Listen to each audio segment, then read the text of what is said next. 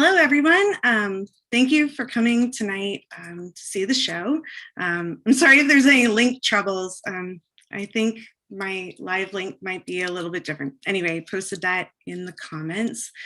Thank you for coming this evening. I want to say a big thank you to all the cast. There's an incredibly amazing, talented cast that's in the show tonight. And also a very big thank you to Mr. Ray Carolino, the director of tonight's show, and also the person who motivated me and helped me through the entire process of writing this show. I'm forever indebted. He's just so wonderful. So yeah, sit back and relax and enjoy the show. Thank you.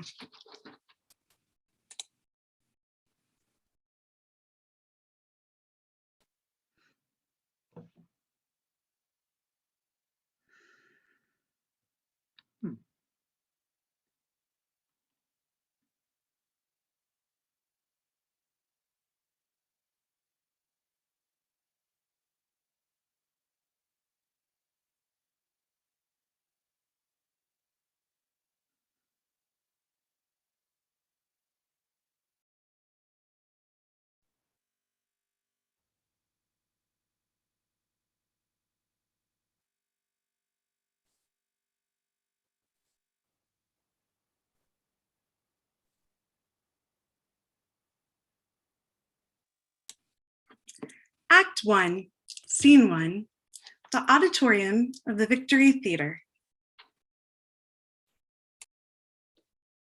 Here's the main auditorium, built in 1849. Of course, we've made a few modifications. There was a fire that destroyed part of the building in 1890. Did you learn about that in school? It was a bad one. In fact, the theater's most famous actors, Theodore and Valerie Anderson, were killed in that fire. And now they haunt the place? Well, there's rumors. What did you say your project was about again? Oh, I'm doing a report on the history of Victorville during the boom years. She's going to college. First one in our family. I'm so proud, and she's working on her first big research project. The theater was very popular in those days. It was funded by some of the prospectors in town who had gotten rich early on during the rush. It was the only form of entertainment for miles. Oh, unless you count the old brothel that was across the way. Well, can we check out the stage? I'm afraid we can't do that today. We're getting ready for the big annual show, and it's not safe with all the set construction going on. Wait, did you hear that? Sean, do you have your camera ready? All set. Beth, we should go. I told your parents that would keep you safe.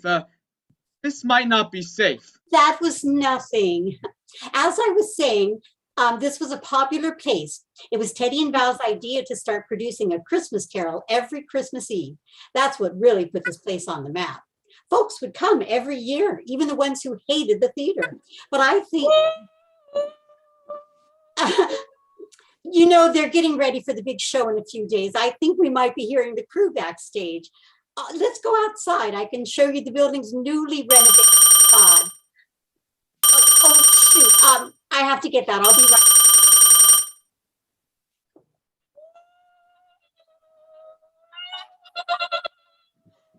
Whoa! Turn your camera on. Kids, come on. I don't like the feeling of this. Uncle Steve, where's your sense of adventure? At home, with my video games.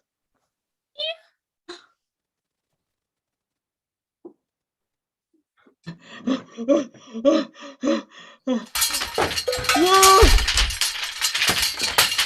Whoa! Ah! It was right there. It was so cool and scary. Where's Uncle Steve? Uncle Steve? Hey, where are you? Uncle Steve? Uncle Steve? Uncle Steve? Beth, get over here, quick! Oh no! Uncle Steve, Sean, call 911.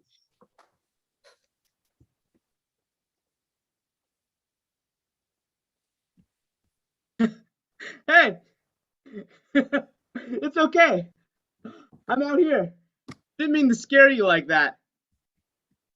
Sean? Beth? I'm out here. How did I get out of that hole? Huh. Whoa! Wait. Who are you? I think it's best that you come with us now.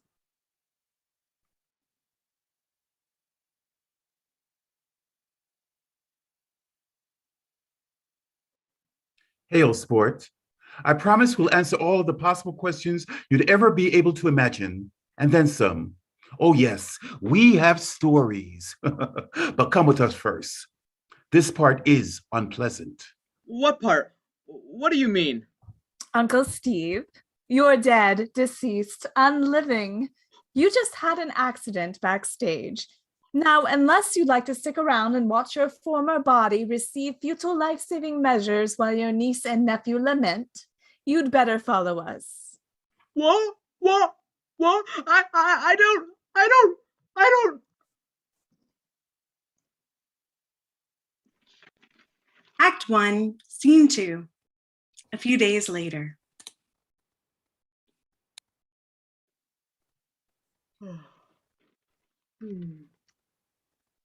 Whoa! Oh, it's you. Mommy! Mommy! Huh. What's your name? I'm Steve. You can call me Uncle Steve. She won't answer you. She's a little different from us. Esther, which is merely the epithet that Valerie gave her years ago, doesn't respond to us. She says nothing but, Mommy. And it's the only one of us that is visible to the living. Oh, you're telling Uncle Steve about Esther. Mm-hmm. We didn't know anything about her until Shirley started working here. She's a medium. She can communicate with spirits and a plethora of other things in the spirit world. Shirley wasn't able to speak to Esther, but she got a strong intuition about what she was. Esther is a residual haunting, something that happens when an event that causes an intense emotion occurs. The energy from that emotional outburst leaves an imprint on the environment. She doesn't interact with anyone or anything. She's like a broken record, replaying the same scene over and over. She is a pain, in so many words. We have to take care that no one sees her in the theater. Unfortunate things tend to happen. People can't see us, though. Correct, my new friend. They cannot hear us either. There are a few days when the veil between the living and the departed is thin enough for our voices to be heard. Christmas Eve is one of those days. I know this is a lot to take in, and you've only been here a few days. You'll get used to it. It's so nice having you here. Teddy and I have been driving each other a little batty. Quick, let's get Esther out of sight.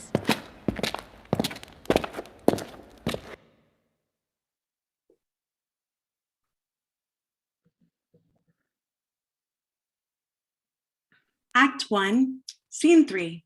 Right after Scene 2.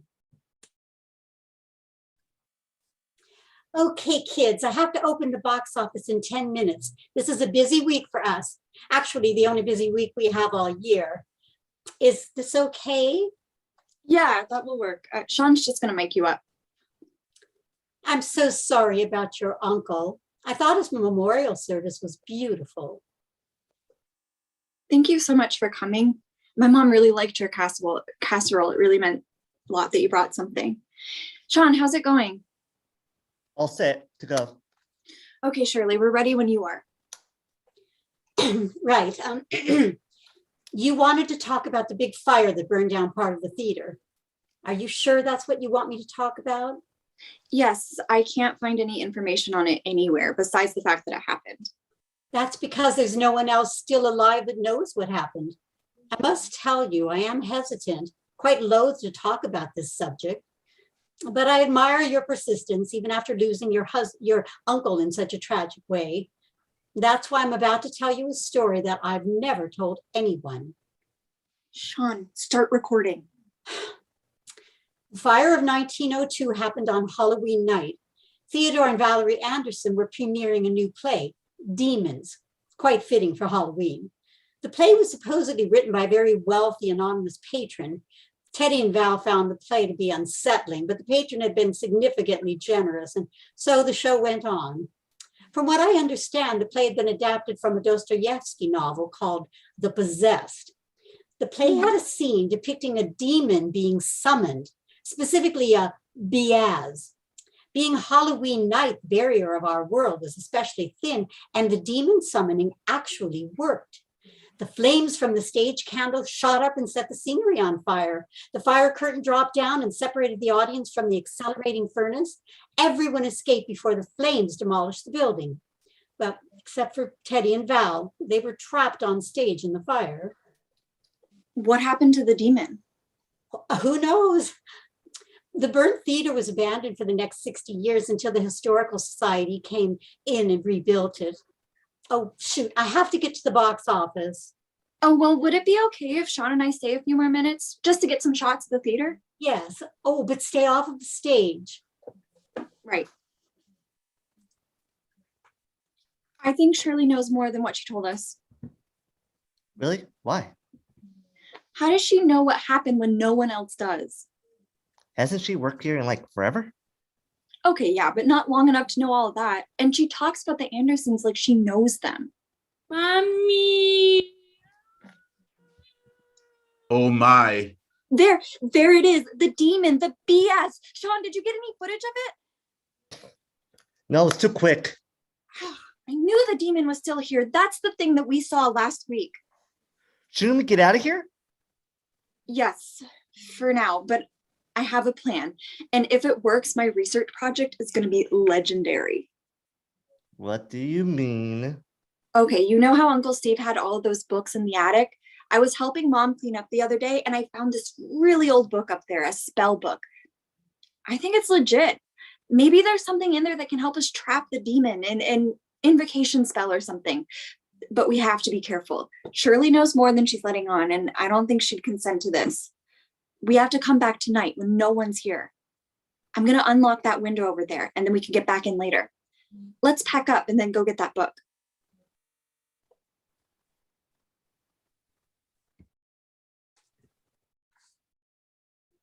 Act 1, Scene 4, right after Scene 3.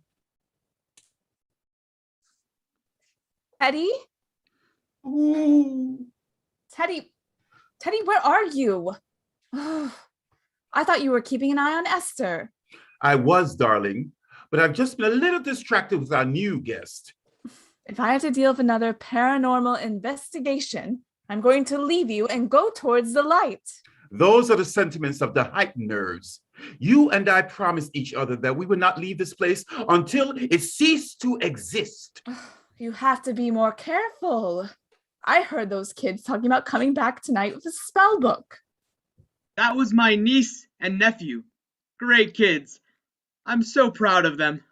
Well, how much do your niece and nephew know about casting spells? Nothing. I used to be interested in that kind of stuff. Well, collecting books about that kind of stuff. They were talking about coming back tonight with a spell book of yours. Oh yeah, they must have found it in my attic. I bought that book, in a shop, not far from my house, but the next time I tried to go there, it had vanished.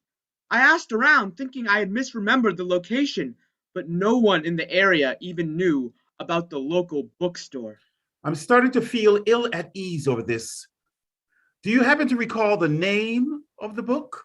Sure, I remember it because it was pretty unusual. The Lesser Key of Solomon. This situation grows more dire by the minute. We can only hope that your niece and nephew will be unable to decipher the spells in that book. Because if they do, I fear something exceptionally bad will come of it. What could happen?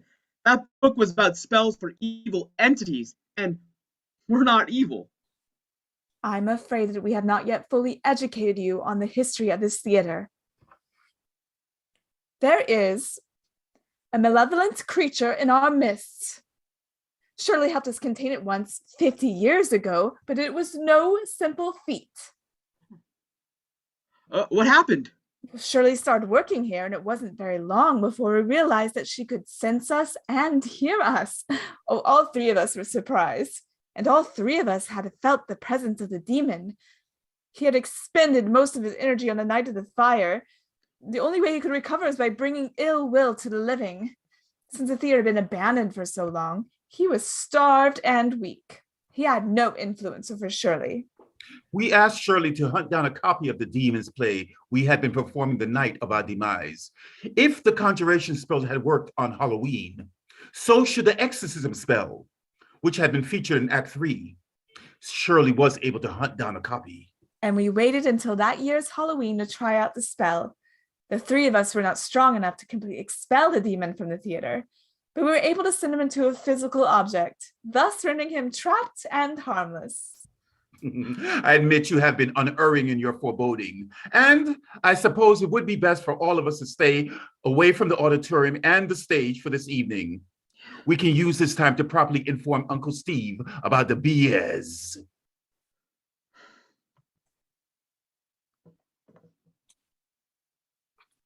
Act 1, Scene 5.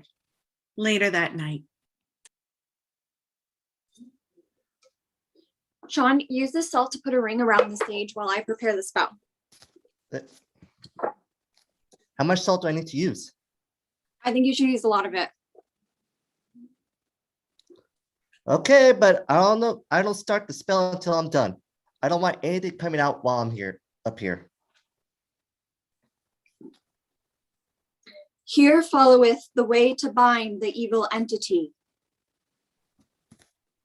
I conjure you and bind you, creature of deceit, of corruption, of all that is ill and devoid of light. I constrain you to the stage and command you to appear visible as the conjureth leader by the opening of hell and all that is beyond the darkness of the sun. Come to the stage and appear to me now. I invoke thee now.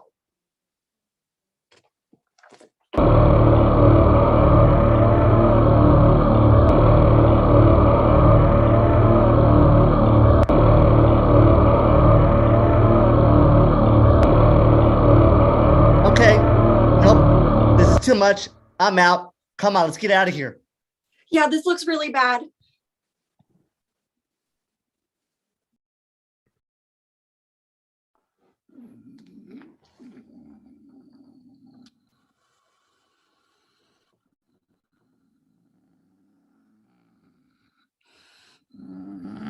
Who has released me from my prison? What is your reason?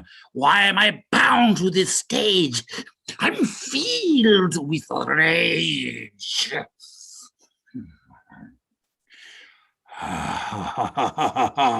You both are to blame. What is your purpose? What is your game? You have made a grave mistake and you will regret the consequences you make.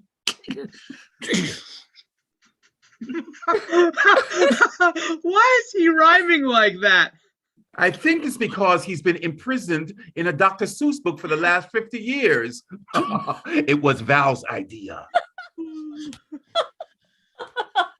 Oh, it looks like you've trapped Igor. It's Igor, you fool. It's been 50 years. How could you be so cruel? I'll make you regret what you've done when I've demolished your soul and your existence is done. As humorous as this is, we are in trouble. What are we going to do about this demon trapped on the stage?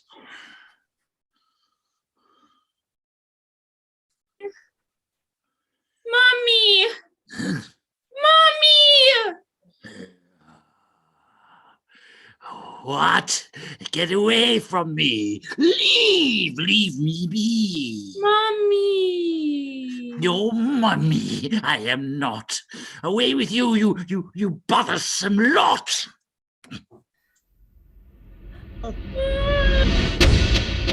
Where's Esther? What have you done with her? The same thing I'll do to you, you weak ghostly hunting fool. Uncle Steve, come. We need to leave right now.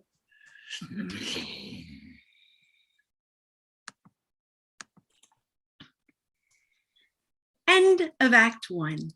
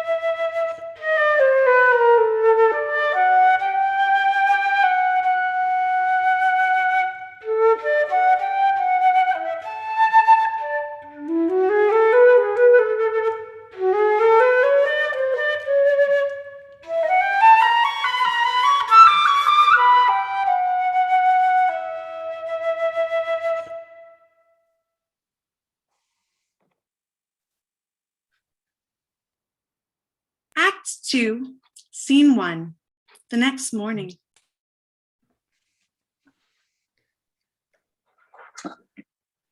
Let's go ahead and run the final scene in 5 minutes. Thanks for coming in costume, everyone. I'd like to test these under the stage lights. How do you like my wig? Think it would work for me on Tinder? Only if you're looking for cosplayers or Anglophiles.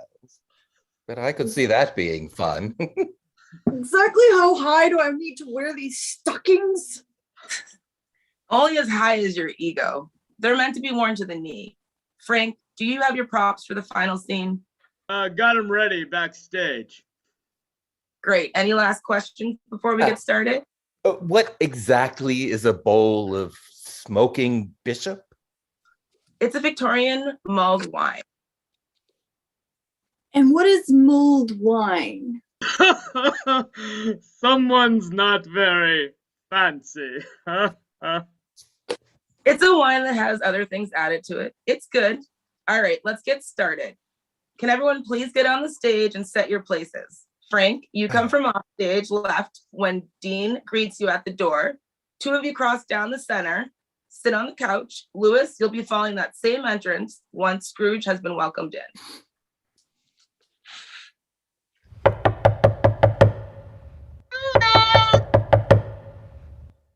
Why, bless my soul, who's that? It's I, your Uncle Scrooge. I have come to dinner. Will you let me in, Fred? Yes, of course, come in. Hello. What do you mean by coming here at this time of day? I'm very sorry, sir. You are? I doubt that, but you soon will be after you've dealt with me. It's only once a year, sir. It shall not be repeated. I was just making merry. You keep me trapped upon this stage as a beast in a cage. This isn't in my script. It's not in my script either. I think we have a script discrepancy here. You all have the same script. Frank, hey, Frank, are you with us? What's up? It's Cratchit's turn to enter, right? He did enter, and then you went off script. We don't have time for this. Please stick to the script. Let's start back at Scrooge's entrance.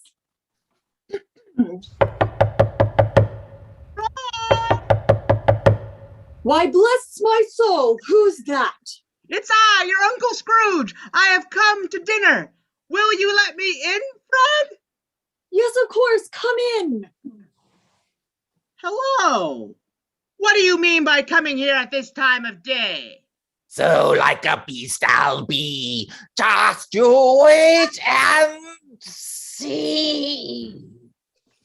Hold on, Lewis. What are you doing? That menacing look is not what we're going for.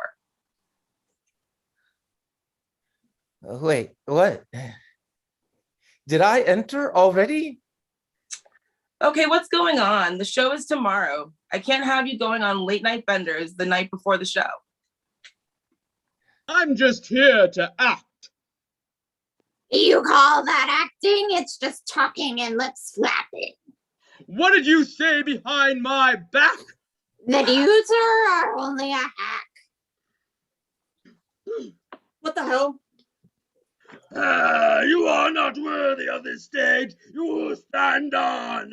Say a 5-minute tour, and you'll see what can happen. I'm done with this. You're both acting like jerks. Wait, Dean, I don't know what's going on. Frank, Dean, Lewis, I don't know what's gone into you guys. Hello. I can't believe this is happening. Screw you both. I don't need this. What's your problem? Have you both lost your damn marbles?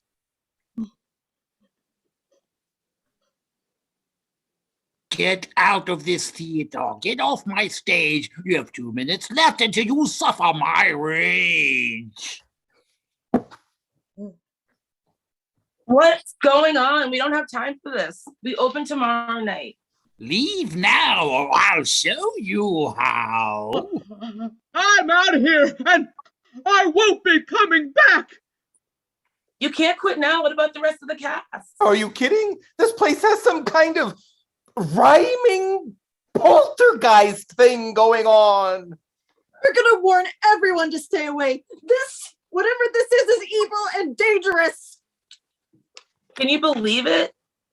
I really don't know what came over them. Did he say rhyming? Yeah, I think he did. You know we're gonna have to cancel the show. No, don't cancel it yet.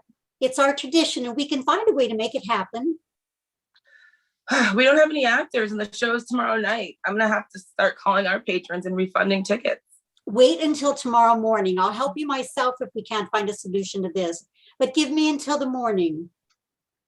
Yeah, okay. I don't think it will matter much, but I could use a rosé and a hot bath after this day. I'll see you in the morning. Okay, I'll see you here at 8 a.m. tomorrow.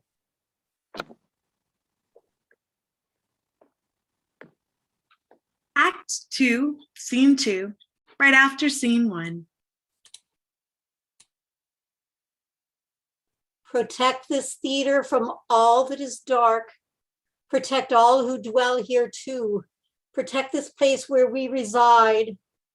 Protect with light that is true. God of my world and the next, lend me your sight.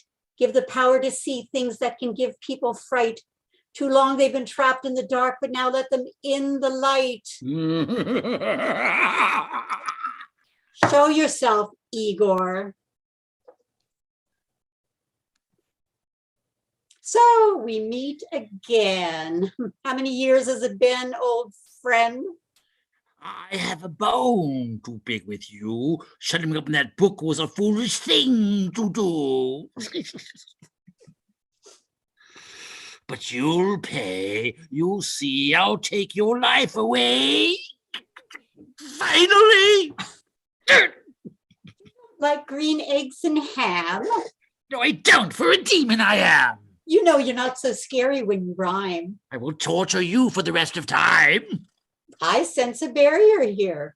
You can't come off the stage, can you? No, it's not currently something I can do, which is why I will rain havoc upon your theater until anybody lets me out of here. Believe me, demon, I want nothing more than to banish your impetuous ass out of here. But I first need to figure out what happened to release you from your confinement.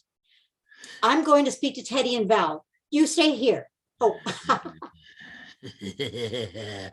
Wait till I can punish you with 1,000 hot pokers driven you through.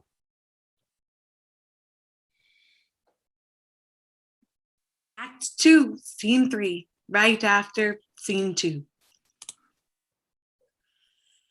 Yes, I know that this is the same demon that burned down the theater. He can't hurt you now that I've cast a protection spell, but he has succeeded in almost ruining tomorrow night's show. What happened? Igor here possessed some of the actors during a rehearsal this morning. They're so badly terrified that they've refused to step foot in the theater again. And as is theater, the word will quickly spread to the other actors, and then we're devoid of actors for the show. I need to know how Igor was released from the book so I can figure out how to reverse the spell. Oh, back into that book I will not go, for I bind you with me. Wherever I go, you go. Put me back in that book, and I'll drag you in by hook or by crook. Shirley, I think Uncle Steve may be able to offer some insight into Igor's recent appearance. Yes, Shirley. I'm sorry. Beth and Sean used an old incantation book of mine to summon the demon. They didn't know what they were doing. They were just looking for a way to explain my death. How would summoning a demon give anyone any kind of closure? Well, they thought that their uncle's death had something to do with a malevolent spirit in the theater. They wanted to summon it and trap it. They had no idea that there was an entrapped demon residing in the theater. Can I take a look at this incantation book of yours, Uncle Steve? If there's a spell in there to bind the demon, there must be a spell to reverse the summoning. I will not go back into that book. I'll never get back those 50 years you took. I am mainly concerned with the show tomorrow night. If I can find a way to unbind you from this stage and ensure that no harm comes to this theater or the people in it, then I will not send you back into that book. Theodore, Valerie, I need your help. How can we save this play? Well, I need you two to think of something. If you want this theater to remain a theater, then we have to have our annual show. In the meantime, Uncle Steve, you were going to tell me how I can get a hold of that incantation book. Well, Shirley, don't leave us with this monster. He's not safe.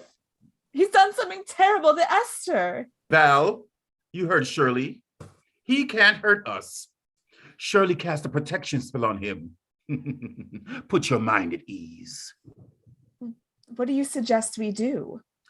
Since we seem to have lost our actors, we must recast the play. Yes, with whom? Our dear Emma is directing the play, of course, and she also knows it word for word. I'm so proud of her. She could take on a few parts. A valid point. And Shirley knows the play as well. Seeing that we are desperate, we must put her in the play. Great. All right. We have 2 performers, but we do need at least 6. We can have some actors double up on their roles. Who else do we have? Well, I believe that is the extent of our mortal thespian inventory. Oh, Teddy, tomorrow night is Christmas Eve. We could play some parts. I know the audience would not be able to see us, but they will be able to hear us. What a perfect night when the veil between our world is at its weakest. We could play the ghosts with shrouds over our bodies. And I think it's only fair that Uncle Steve help us as well. I like this idea. And I've missed our performances, the adulations of the crowd, the manifestation of art for the masses. Yes, but who will be our Ebenezer? The play hangs on the pivotal performance of this character. I've already thought of that. Igor will do it. I will not. I'm an evil demon, in case you forgot. Yes, a demon who has the ability to be seen by mortals. A demon who needs our help just as much as we need his. Just as much as we need his. Igor, help us with this play, and I'll make sure that Shirley does not send you back into green eggs and ham. All right. You have yourself another actor. I'll do anything to avoid those annoying rhyming chapters. That's one glitch in your plan. I know not this play. Not a big fan. You'll know it by tomorrow night. This I am sure of. Do you think we should have Shirley send him into the script? My darling, that is exactly what I was thinking. Hello, I'm right here. Does my opinion count anywhere? Igor, this is the surest and fastest way to learn your part, and it will most likely take away your current rhyming affectations. Oh, it better. I will not eternally suffer from this rhyming pentameter. Have you all come up with a solution to tomorrow night's performance? Of course we have, as long as you and Emma agree to help supplement our cast. I counted on that. I can assure you that Emma and I will be at your disposal. But first, I must make contact with the niece and nephew of Uncle Steve. It's highly imperative that I get my hands on that incantation book, or else we'll have a demon trapped on our stage for the foreseeable future. We have promised, Igor, not to send him back into green eggs and ham as long as he assists with our play. I would like you to send him into A Christmas Carol for the night. Once Igor knows his part, we will be able to plan our production accordingly. Tomorrow morning, our dear demon should be ready. Well, you're going to do it now? Will it hurt more than a demon's strength allows? Let me remind you that if you try to trick me, I'll use my curse to pull in Shirley. Agree to this one night, and I won't put up for a fight. You'll be fine. You won't feel a thing and you'll be back out before you know it. Please leave the stage and turn off all sources of light. I need complete silence and darkness to complete the spell. We will meet again tomorrow morning. Igor, are you still there? Yes, I'm here, I confess.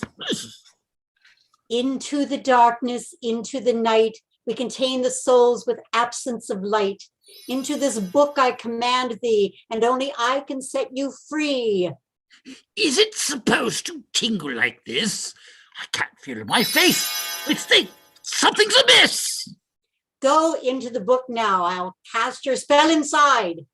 Blam, this feels so uncomfortable. I think I'm about to...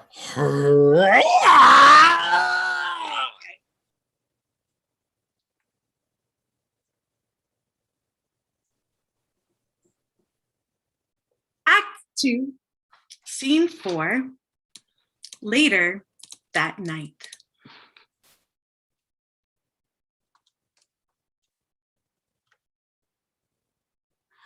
Hi, Beth. It's Shirley from the theater. I know about what happened last night. To tell you what you and your brother did was foolish would be a gross understatement.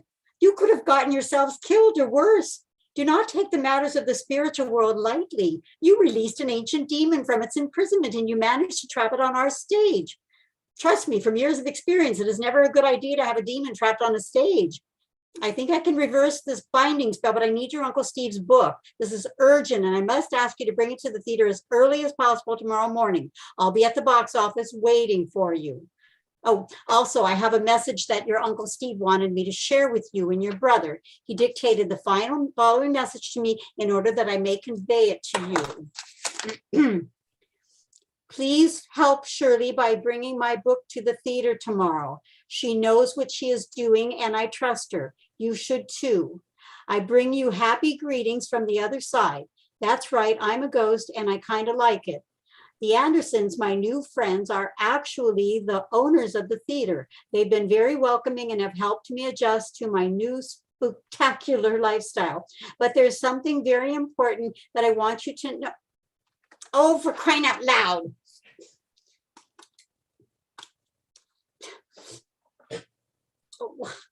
Oh, Beth, as your Uncle Steve was saying, there's something very important that I want you to know.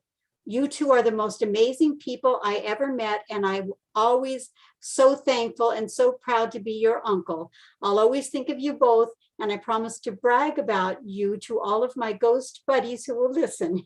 And who knows, maybe one day we'll all meet again on the other side. I love you two so much. Never lose your sense of adventure. Love you, your Uncle Steve.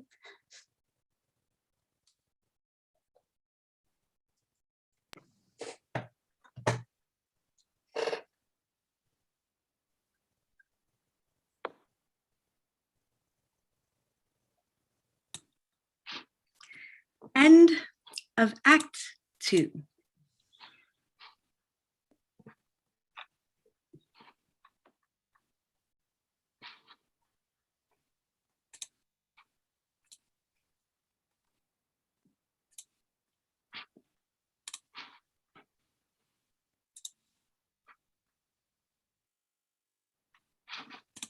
Oh, actually, that was my bad, everyone. We're going into Act 2, Scene 5, the next morning. Yes.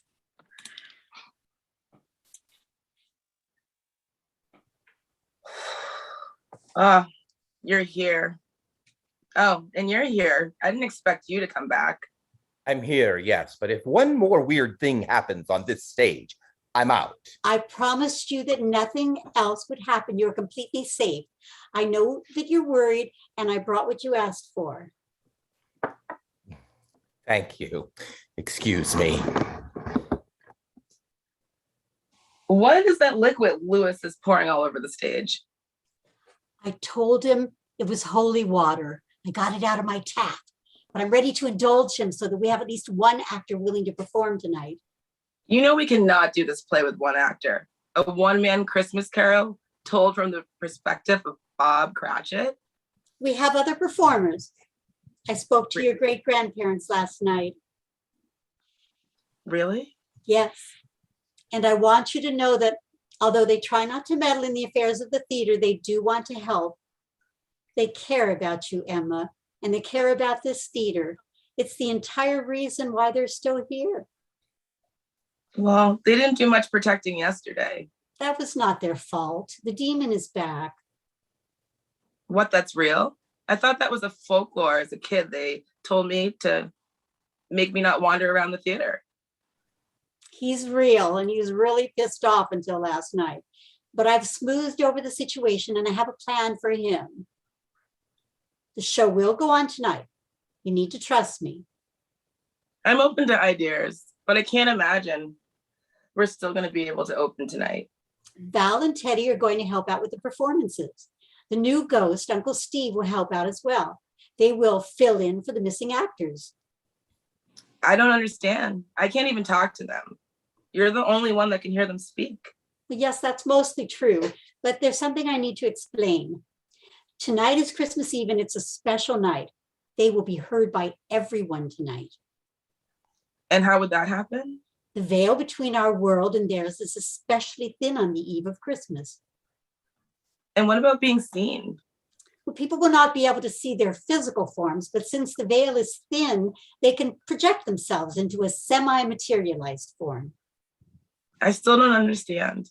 They can appear like a dense form of energy and they can control physical matter. And they can put sheets over their heads and appear as ghosts, the ghosts of Christmas. Okay, but what about the other parts? Do you trust me? Do you trust Val and Teddy? Of course I do. Trust that we will pull this together. All right? Now I'm going to need your help with some coaching this afternoon. Let's call a rehearsal with our new full cast. All right. The power of Christ compels you. I command you out. This plan better work. The stage is clear.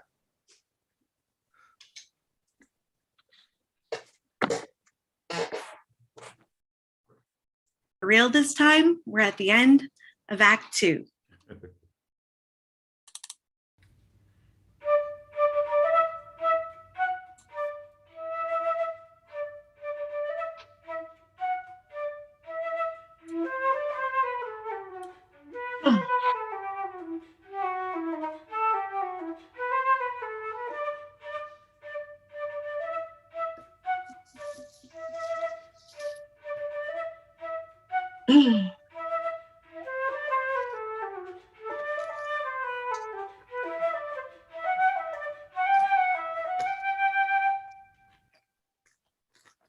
Act 3, Scene 1, Christmas Eve, during the intermission of the play.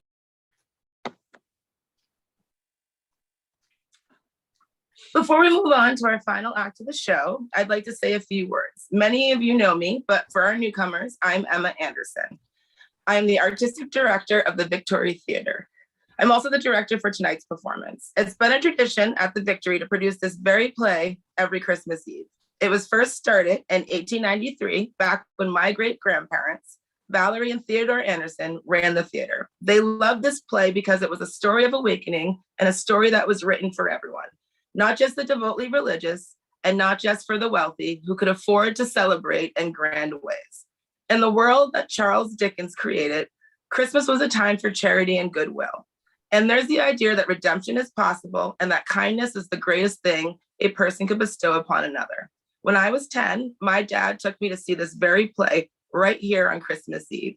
That's the night I made a promise to myself and to my great-grandparents that I would work to continue this tradition and keep it going strong for everyone in our community. I thank you for coming here to spend Christmas Eve with us.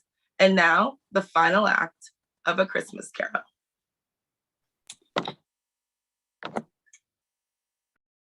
Act 3, Scene 2, the last act of A Christmas Carol.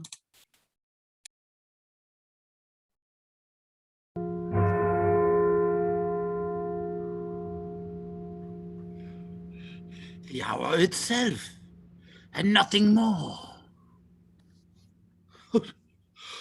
Are you the spirit, sir, whose coming was foretold to me? I am. Who and what are you? I am the ghost of Christmas past. Long past? No, your past. What business has brought you here? Your welfare. Behold, your past. Your history is riddled with wickedness and contempt towards humanity, towards those who have loved you. Ooh! Your actions have created nothing but despair and pain. Leave me, haunt me no longer.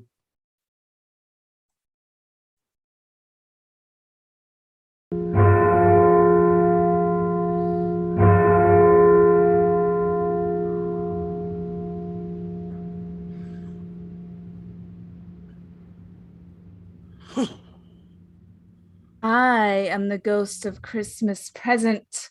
Look upon me. You have never seen the like of me before. Never. Forgive me if I am not justified in what I ask, but I see something strange and not belonging to yourself protruding from your skirt.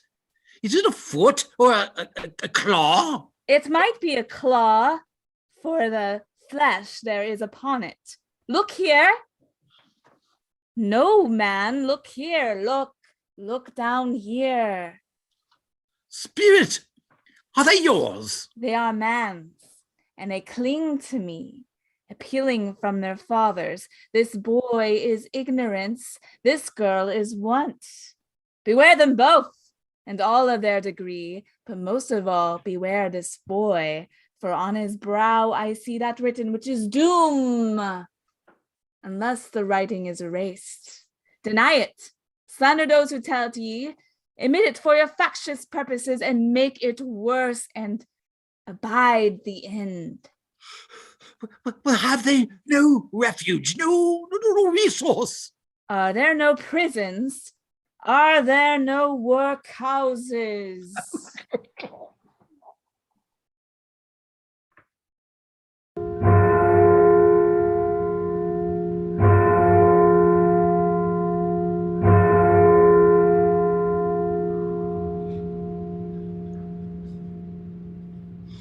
I am in the presence of the ghost of Christmas yet to come.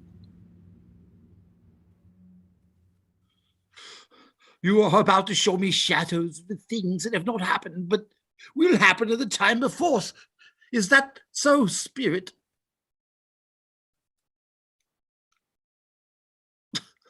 Ghost of the future, I fear you more than any specter I have seen, but as I know your purpose is to do me good, and as I hope to live to be another man from what I was, I am prepared to bear your company and do with it with a thankful heart. Will you not speak to me?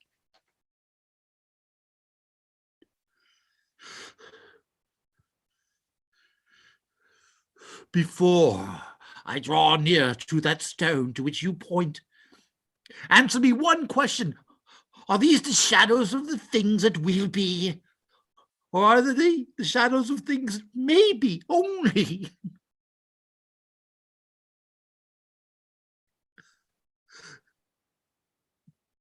A gravestone. Ebenezer Scrooge! Spirit, hear me. I am not the man I was. I will honor Christmas in my heart, and I will try to keep it all the year. I will live in the past, the present, and the future. The spirit of all three shall strive within me. I will not shut out the lessons that they teach. Oh, tell me, I may sponge away the writing of this stone.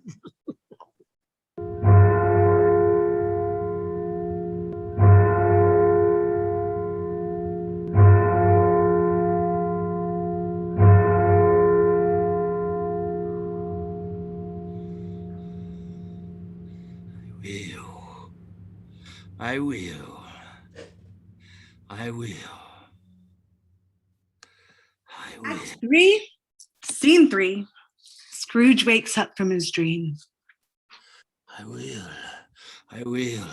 I will live in the past, the present, and the future. The spirits of all three shall strive within me. Oh, Jacob Marley, heavens and the Christmas time be praised to this. I say it on my knees, oh Jacob, on my knees.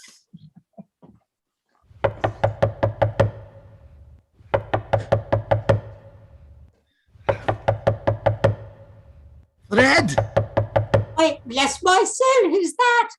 It's I, your Uncle Scrooge. I've come to dinner. Will you let me in, Fred? Yes, of course, come in.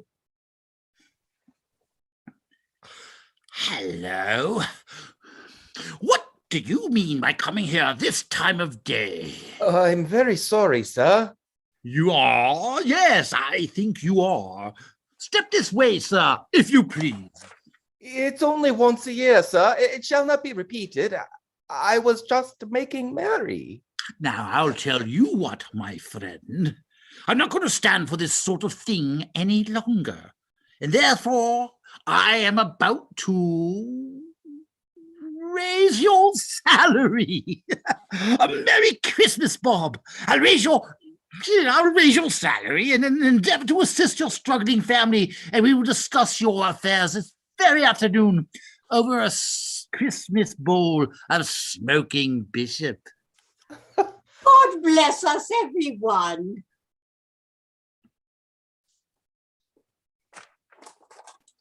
Act 3, Scene 4. Later that night.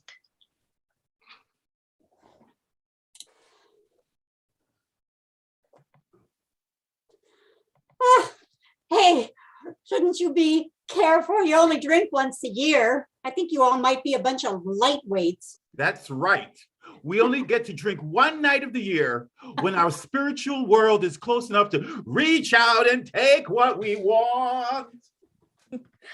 You did a great job tonight. Did you ever think you'd be acting on stage? No, and I'll admit I was a little terrified, but it was a lot of fun. Since I'm going to be stuck here for a while, I'm glad I can at least help out. Did your niece and nephew come see the play tonight? Yeah, they did. I even gave them my old hand signal to them when I was on the stage. You should have seen the look on their faces. Hey, Shirley, have you come for a way to free our special demon guest star? Please tell me you have. We can't have another prima donna running around out here. Now that you mention it, I have.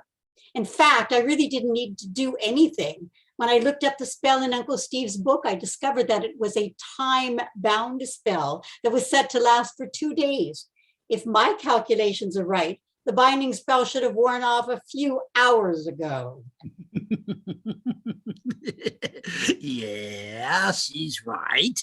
I felt the binding release during the show. It was like I felt free again. But you stayed even though you'd been freed. I decided that I was having fun. And I think I might actually prefer entertaining people over terrifying them. There's so much energy, applause, adulation. I could get used to this. Mm-hmm. Are you going to tell us what you did to Esther? Oh, that creepy girl who thinks everyone is her mother. Yes, that's the one. Don't worry. I sent her on a little vacation. She's in here.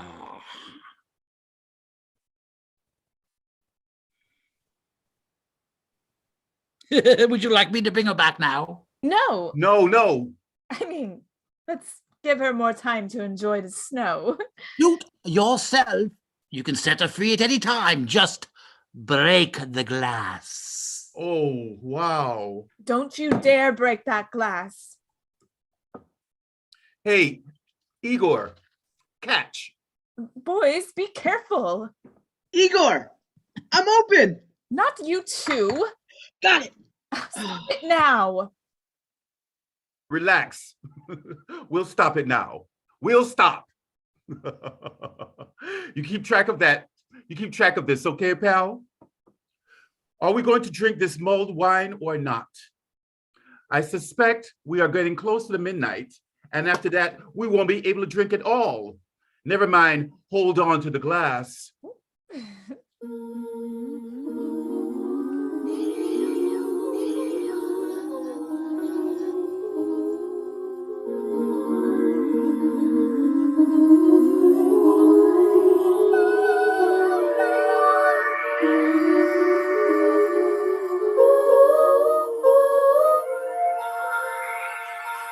Whoa!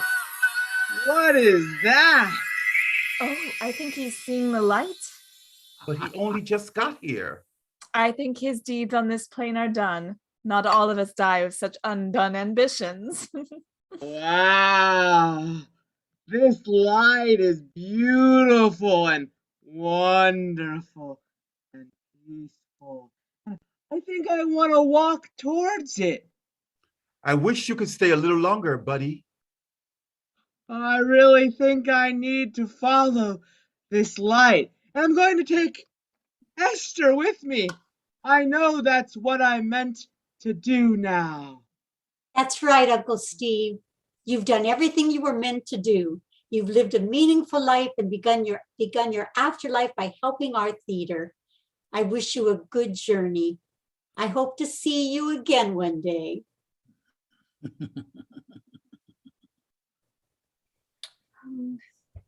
You're going to make me cry. We'll miss you, Uncle Steve and Esther. I couldn't have said it better myself. Goodbye, my friend.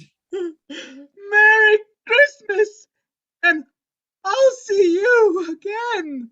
Oh, friend, I don't think we'll meet again. Because but it's good to know you.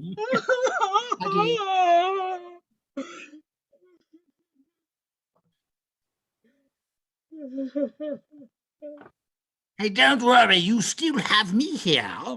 Merry Christmas to all, and to all a good night. Nighty-night, kids.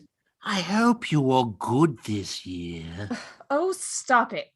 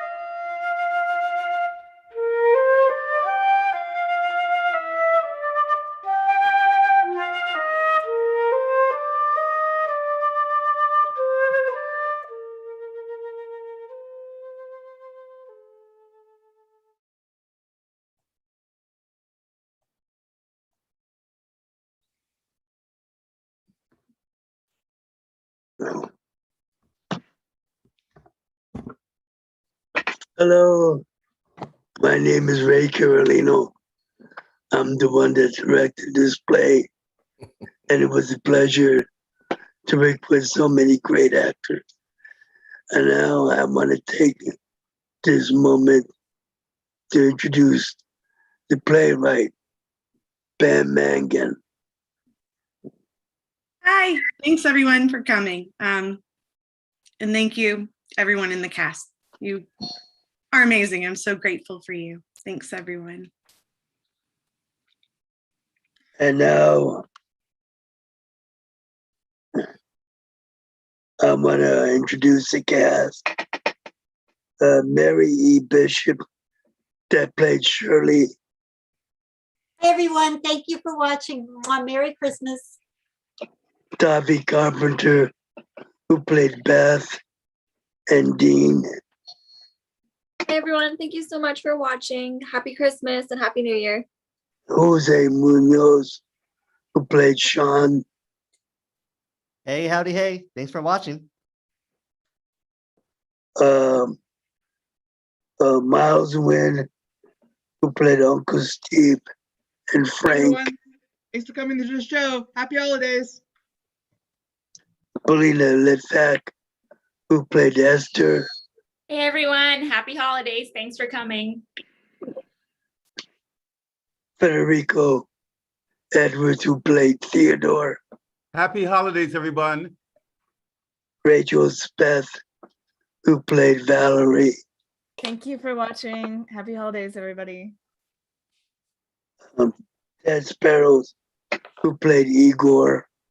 Season's greetings. Thanks, everyone. Keanu Olsman, who played Emma. Thanks for watching. Happy holidays, guys. And Greg Gutting, who played Lewis. Thanks for joining, everybody. Have a Merry Christmas. Thank you, Ray, for directing so well, and thank you, Pam, for such a wonderful show to read. You're Yay. welcome. Thank you, Mary. And yeah, big round of applause for Ray. Thanks, Ray. Thanks, everyone. It's my pleasure. I like working with wonderful actors and Ted.